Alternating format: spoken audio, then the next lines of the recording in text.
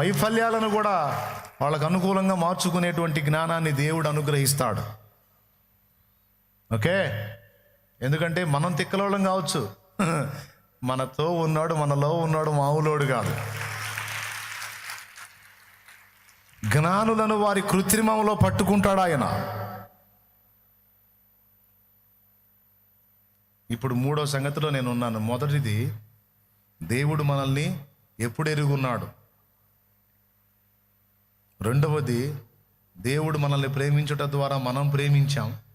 ఫలితంగా దేవుడు ప్రేమించిన వారికి ఏం చేయాలనుకున్నాడంటే మేలు కలుగుటకు సమస్తము సమకూర్చి జరిగిస్తాడు. ప్రేమించే వాడిని తప్పిస్తాడు. దేవుణ్ణి ప్రేమించే వాళ్ళ కోసం దాచిపెట్టే పని పాపాత్ములకు అప్పగిస్తాడు. దేవుణ్ణి ప్రేమించే వాళ్లకు జీవ కిరీటం ఇస్తాడు. దేవుణ్ణి ప్రేమించే వాళ్ళకి దేవుడు ఏమేమి రెడీ చేశాడంటే, ఇంట్రెస్ట్ ఉంటే రాసుకో, టపీ చెప్పేస్తా. నంబర్ 1, దేవుణ్ణి ప్రేమించే వారికి మేలు కలుగుటకు సమస్తము సమకూడి జరుగుతుంది. రోమాపత్రిక 8:28, యాకోబు రాసిన పత్రిక 1:12 ప్రకారం దేవుణ్ణి ప్రేమించే వారికి జీవ కిరీటం దేవుడిస్తాడట. శోధన సహించువాడు ధన్యుడు, అతడు శోధనకు నిలిచిన వాడై ప్రభువు తన్ను ప్రేమించు వారికి వాగ్దానం చేసిన జీవ కిరీటము పొందును. కొన్నిసార్లు శోధన ఎందుకు వస్తాయి మనకి? శోధనలు ఎందుకు వస్తాయి అంటే జీవ కిరీటం దక్కటానికి వస్తాయి. మనల్ని జీవ కిరీటానికి వారసులుగా చేయటానికి దేవుడు కొన్ని శ్రమల గుండా మనల్ని తీసుకొస్తాడు.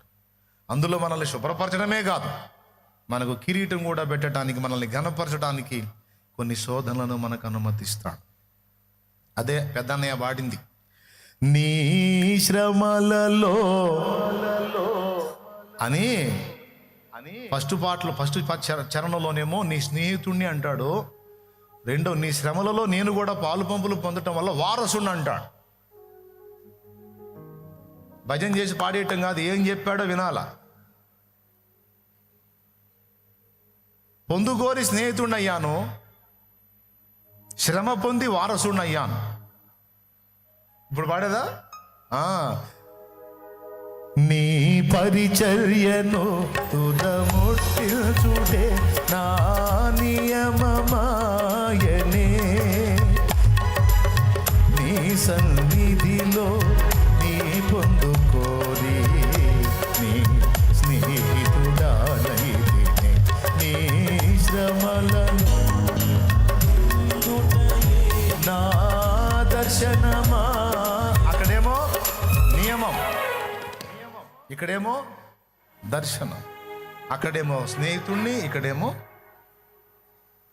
నీ పరిచర్యను తుదముట్టిల్చుటే నా నియమమాయనే, నీ సన్నిధిలో నీ పొందుకోరి నీ స్నేహితు నా ధన్యత నా భాగ్యము ఏమని వివరింతును, ఏమని వివరింతును. ఆహా నా ధన్యత నా భాగ్యము ఏమని వివరింతును, ఏమని వివరింతును. ఇప్పుడు రెండోది, నీ శ్రమలలో పాలొందుటయే నా దర్శనమాయనే, నా తనువందున శ్రమలు సహించి నీ వారసుడానైతినే, నీ శ్రమలలో పాలొందుటయే నా దర్శనమాయనే, నా తనువందున శ్రమలు సహించి నీ వారసుడానైతినే. ఆహా నా ధన్యత నా భాగ్యము ఏమని వివరింతును, ఏమని వివరింతును. నా ధన్యత నా భాగ్యము ఏమని వివరింతును, ఏమని వివరింతును. దేవునికి మహిమ. అయ్యా అర్థమైంది కదా? ఏమయ్యాడు? అట్లాగే శోధన సహించువాడు ధన్యుడు, అతడు శోధనకు నిలిచిన వాడై ప్రభు తన్ను ప్రేమించు వారికి వాగ్దానం చేసిన జీవ కిరీటం పొందును అన్న 3 లైన్లలో ఇంత మ్యాటర్ ఉంది. 2 ముక్కలు చెప్తా, ఇంత మ్యాటర్ వద్దులే. శోధన సహించువాడు ధన్యుడు, అతడు శోధనకు నిలిచిన వాడై ప్రభు తన్ను ప్రేమించు వారికి అన్నాడు. అంటే ఎందుకు వస్తుందో తెలుసా? యేసయ్యా నువ్వంటే నాకు ఎంత ఇష్టమో తెలుసా తండ్రి, ప్రాణం ప్రభు, నువ్వంటే ప్రాణం అని నువ్వు అన్నావు కదా. ఎందుకు ప్రాణం పెట్టానని ప్రాణం అంటున్నావా? సరే, ప్రాణం మీదకి వచ్చేటట్టు చేస్తా, అప్పుడు ఇదే డైలాగ్ వస్తే అప్పుడు ఒప్పుకుంటా. అన్నీ కలిగి ఉన్నందున అలాగ అంటున్నావా? ఆశీర్వాదం పొందినందున ఆ ముచ్చట చెప్తున్నావా? అట్లయితే ప్రతికూలతలు అనుమతిస్తా, కొన్ని శోధనలు అనుమతిస్తా, అప్పుడు ఏ డైలాగ్ వాడతావో చూస్తుంటే అప్పుడు కూడా మన డైలాగ్లో మార్పు ఉండకూడదు.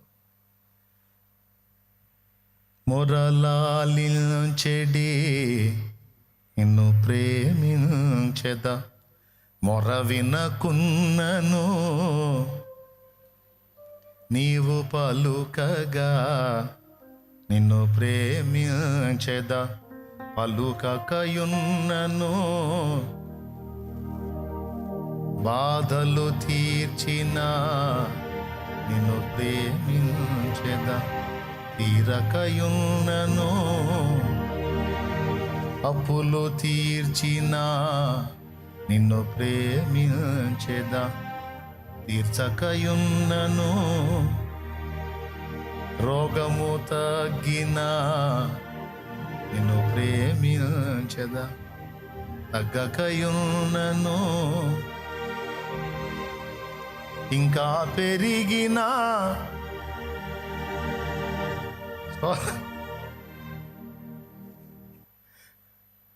పాప ఆయన ఈ చరణాలన్నీ రాయాల. ఏమండి? గాయపడియు నిన్ను ప్రేమించెదా, ఏమండి? శాశ్వత ప్రేమతో నిన్ను ప్రేమించెదా,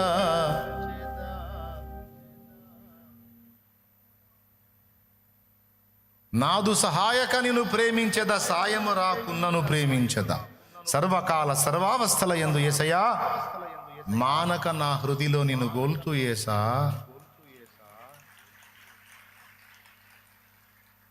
ఉన్న సమస్యలు తీసేసిన స్తోత్రం, లేని సమస్యలు రప్పించిన స్తోత్రం, ఉన్న బాధలు తీసిన స్తోత్రం, లేని బాధలు రప్పించిన స్తోత్రం, ఉన్న బాధలు తీసేయకపోయిన స్తోత్రం. వీటిని ఆధారం చేసుకొని నా ప్రేమ లేదయ్యా, నా ప్రేమ నీ ప్రేమను ఆధారం చేసుకొని, నీ సిలువను ఆధారం చేసుకొని ఉందయ్యా. అంతేనయ్యా. ఏదో నాకు చేస్తే నువ్వు నాకు చేయకపోతే నువ్వు కాదు అనేది లేదయ్యా. అది శోధన సహించటం అంటే. కొన్ని పరీక్షలను రప్పించినా ఆ పరీక్షలలో ఉండి కూడా నా ప్రభువే నాకు, అది ప్రాణ సంకటమైనా సరే నా యేసయ్యను వదలను అని హత్తుకుంటావు చూడు, అప్పుడు డిక్లేర్ చేస్తాడు, కిరీటానికి అర్హత సంపాదించింది, కిరీటానికి అర్హత సంపాదించాడు. ఇప్పుడు చదువు అర్థమైంది ఇప్పుడు నీకు. శోధన సహించువాడు ధన్యుడు, అతడు శోధనకు నిలిచిన వాడై, అనగా పరీక్షకు నిలిచిన వాడై ప్రభువు తన్ను ప్రేమించు వారికి వాగ్దానం చేసిన జీవ కిరీటము పొందును. దేవునికి స్తోత్రం కలుగును గాక. ఏమండి? ఎంతమందికి అర్థమైంది? ఇప్పుడు అందులో భాగంగానే కొన్ని పరీక్షలు రావచ్చు. ఆల్రెడీ ఆ పరీక్షల్లో ఉండొచ్చు నువ్వు నేను. అయ్యా ఉన్నారా? చనుక్కుంటున్నారా? స్తోత్రం చెబుతున్నారా? ఏంది తండ్రి నాకు ఈ బాధలో అంటున్నావా? ఇందును బట్టి కూడా స్తోత్రం అంటున్నావా? చెప్పవయ్యా. ఇందును బట్టి కూడా అనుమతించిన నువ్వే విడిపిస్తా, విడిపించకపోయినా పర్వాలేదయ్యా, అంతేగా నీతో బతకకుండా ఉండలేనయ్యా, నీతోనే ఉండాలి. నేనేం చేశానురా నీకు? అన్నీ బాధలేగా, అయినా పర్లేదులేయ్యా. ఎన్ని బాధలైనా మరి ఇంత నలుగుడు నాకుందంటే ఆ రేంజ్లో నలకపోతే మాట ఇన్నేమో నేను. మరి నా కోసం ప్రాణమే పెట్టినోడివి ఈ రేంజ్లో తోముతున్నావు అంటే అంత తోముడు లేకపోతే విననేమో. స్తోత్రం. ఈ తోముడిని బట్టు కూడా, ఉతుకుడిని బట్టు కూడా హల్లెలూయా. కాస్త కూస్తో నా నడమంతరం నాకు కూడా తెలుసులే ప్రభువా. ఎప్పుడని చెప్పావు అట్లా నువ్వు? నేను చెప్పా. కాస్త కూస్తో నా మిడివేళ నాకు కూడా తెలుసులే ప్రభు. ఏం కాదు, నువ్వు తనటం కరెక్టే, నువ్వు తోమటం కరెక్ట్. అమ్మో లేకపోతే అమ్మా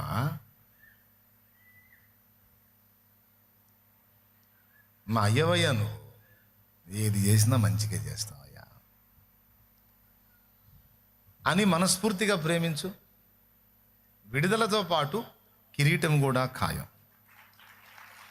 దీన్ని రాజబాబు అన్న పాడాడు. నా విశ్వాసమే సువర్ణమై సువర్ణమై అగ్ని పరీక్షకు నిలచినదై నిలచినదై. నా విశ్వాసమే సువర్ణమై సువర్ణమై అగ్ని పరీక్షకు నిలచినదై నిలచినదై. ప్రభువా నీవే ప్రత్యక్ష మగువేళ, ప్రభువా నీవే ప్రత్యక్ష మగువేళ. మెప్పు మహిమ ఘనత నాకే కదా, మెప్పు మహిమ ఘనత నాకే కదా. ఆశ్రయము నీవే, ఆధారం నీవే, ఆదరణ నీవే. ఆశ్రయము నీవే, శరణయ్యా యేసయ్యా, శరణయ్యా యేసయ్యా. శరణం శరణం నీవే, శరణం శరణం శరణం నీవే, శరణం. ఆశ్రయము నీవే,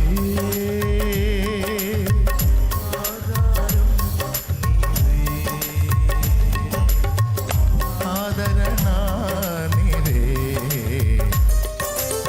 ఏమండి?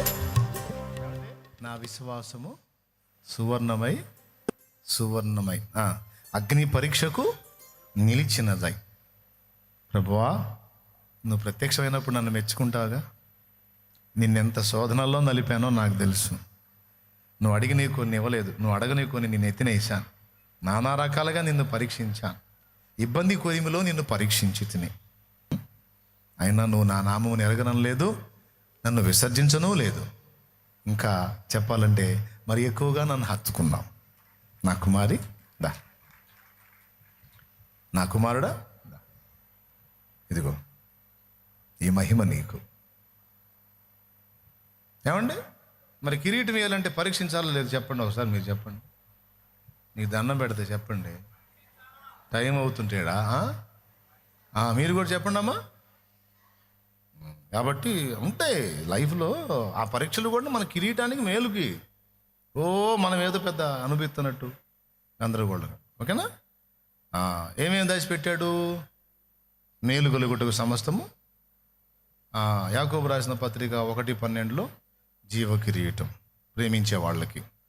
మూడవది 91వ కీర్తన 14 ప్రేమించే వారిని తప్పిస్తాడు, గొప్ప జయం మొదలు పెడతాడు.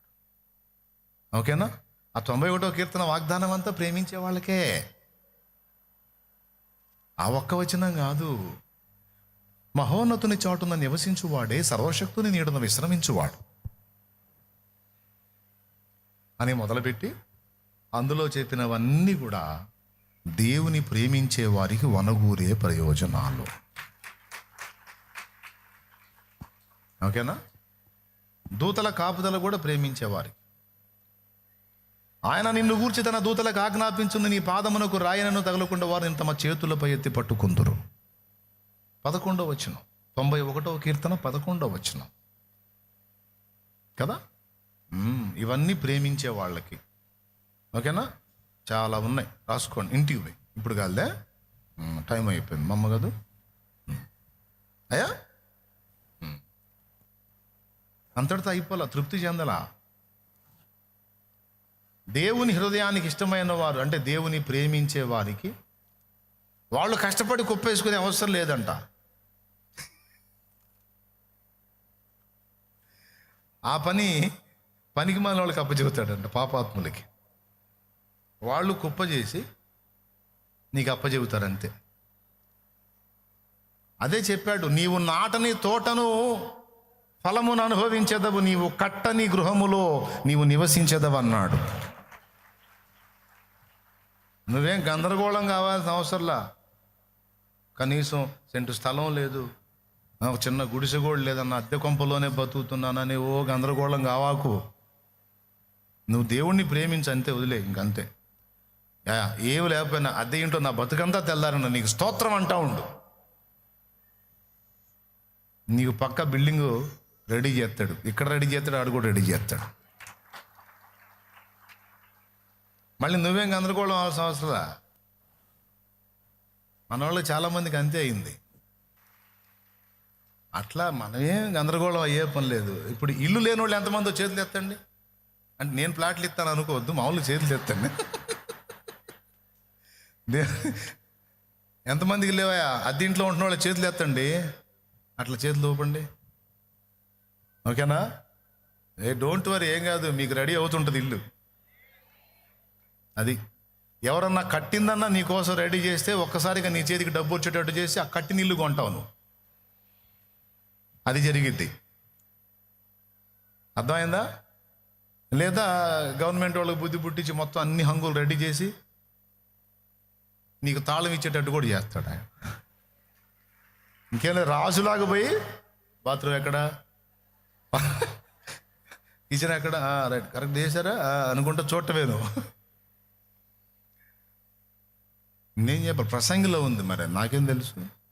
చూస్తారా, దేవుని ప్రేమించే వాళ్ళకి, దేవుని దృష్టికి ఇష్టలైన మనుషులకి దేవుడు ఏం చేశాడు? ప్రసంగి గ్రంథము 2వ అధ్యాయం 26వ వచనం. అది చూడనా.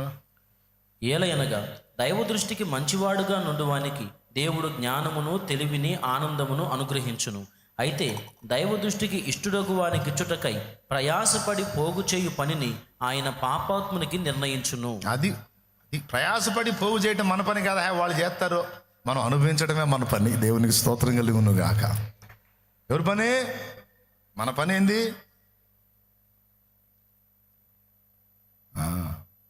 అదే 127వ కీర్తన 2-3 వచనాలు కూడా చెప్పింది. మీరు వేకునే లేచి చాలా రాత్రి అయిన తర్వాత పండుకొనుచు మీ చేతుల కష్టార్జితమైన ఆహారము తినుచూ నుండుట వ్యర్థమే. తన ప్రియులు నిద్రించుచుండగా ఆయన వారికి ఇచ్చుచున్నాడు.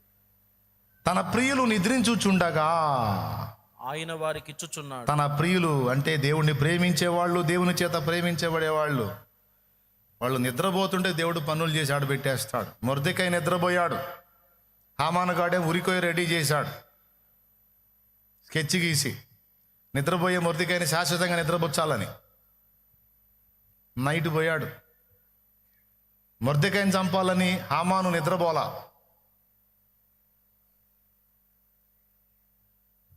యాభై మూరల ఉరికొయ్య రెడీ చేయించి అహస్వేరోషు దగ్గర, రాజు దగ్గర పర్మిషన్ తీసుకోవడానికి హామాను వెళ్తే ఈ సంగతి మొర్దెకైకి తెలియదు, నిద్రపోతున్నాడు ప్రార్థన చేసుకొని. ఈ హామానుగాడు పోయి మొర్దెకైకి ఉరి తగిలిద్దామని కక్ష కట్టి రాజు దగ్గర పర్మిషన్ కోసం పోతే రాజు నిద్రపోనిలా దేవుడు. మనోడు పోయేసరికి రాజు లేచి కూర్చున్నాడు. బిడ్డ ఎదురు రాజ్య సమాచార గ్రంథం పెట్టుకొని కూర్చున్నాడు. ఇట్లా హామాన్ గారు వచ్చారండి అంటే, ఈజామును ఎందుకు వచ్చాడు? సరే రమ్మను. ఆ హామాన్ వచ్చాడు. రాజుకు అభివందనములు. రావయ్య, భలే సమయానికి వచ్చావు. రాజా తమరు విశ్రమించలేదా? ఏ పట్ల నిద్ర పట్టలేదా? సరే కానీ నేను ఒకటి అడుగుతా, చెప్పవా. రాజు ఎవరినన్నా కనపరచాలనుకుంటే వానికి ఏం చేస్తే బాగుంటుంది అంటే, వీడు అనుకున్నాడు ప్రజెంట్ రన్నింగ్లో ఉంది మనమే కదా, నన్నుగా ఇంకెవరిని కనపరుస్తాడులే అని. అయ్యా మహారాజా, రాజు కనపరచని అపేక్షించు వానికి రాజాశ్వం తీసుకొని, రథం తీసుకొని, రాజవస్త్రాలు తొడిగించి, కిరీటం పెట్టి, రాజ్యమంతటా చాటింపు వేయించి, ఊరేగింపు చేసి, రాజు కనపరచని అపేక్షించు వానికి రాగు చేయట తగును అని చాటింపు చేపిస్తే సరిపోతుందయ్యా. ఇంకేం మాట్లాడకుండా అమ్మనో భలే చెప్పావు, లెస్స బలికితివి. ఇవన్నీ మొర్దెకాయ అనేవాడు ఉన్నాడు చూడు, అతనికి చేయమన్నాడు. వచ్చింది ఎందుకు? వీడు మొర్దెకాయకి ఉరిశిక్ష చేపిద్దామని వచ్చాడు. దేవుడు ఏం చేశాడు తెలుసా? ఉరిశిక్ష పడాల్సిన వాడిని ఊరేగించమని చెప్పి ఉరిశిక్ష చేపిద్దాం అన్నోడికే అప్పచెప్పాడు. ఇప్పుడు చంపటానికి వచ్చినోడే ఊరేగింపు చేయాల్సి వచ్చింది. రథం మీదేమో మొర్దెకాయ్, పక్కనే ఈ దరిద్రుడు. మొర్దెకాయకేమో ఆనందం, పక్కన ఈడికేమో బజారుకి ఏడిపోయి. చివరికి మొర్దెకాయ కోసం చేయించిన ఉరిలో హామానే వేలాడాడు. అది మన దేవుని పని. నువ్వు నిద్రపోతావు బిడ్డ, ఆయన నిద్రపోడో. నీకు కావలసినవి రెడీ చేస్తాడు. నీ శత్రువులు నీ మీద గట్టుగట్టి చేసే కుట్రని ఇచ్చనం చేసి వాళ్ళు రెడీ చేసిన ఉచ్చులు వాళ్ళ మెడలకే తగిలిస్తుంటాడు. నిన్ను తన తొడ మీద పండుకోబెడ్డా బాబా, నీకు ఉచ్చేసేవాడి సంగతి నేను చూస్తుందా? నువ్వు రెస్ట్ తీసుకో. తల్లి ఒడిలో పవళించే బిడ్డవలేనే, తండ్రి నీ ఒడిలోనే ఒదిగే తినయ్యా. తల్లి ఒడిలో పవళించే బిడ్డవలేనే, తండ్రిని ఒడిలోనే ఒదిగి తినయ్యా. తండ్రిని ఒడిలోనే ఒదిగి తినయ్యా. వేదన లేదు, శోధన లేదు, నీ హస్తం విడువనయ్యా. నే నీ హస్తం విడువనయ్యా. భయమన్నది లేనే లేదు,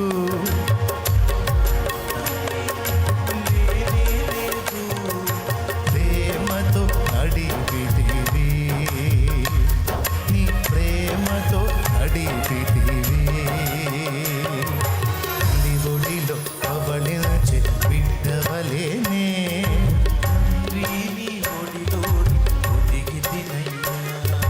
తల్లి ఒడిలో పవళించే బిడ్డవలేనే,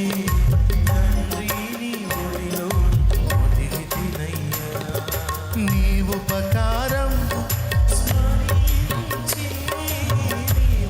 ఏమండి తెలుసుగా మీకు అందరికి వచ్చిన పాటేగా. టైం అయిపోతుంది అందుకని పాడుకుందామా? రోజు పాడుకో.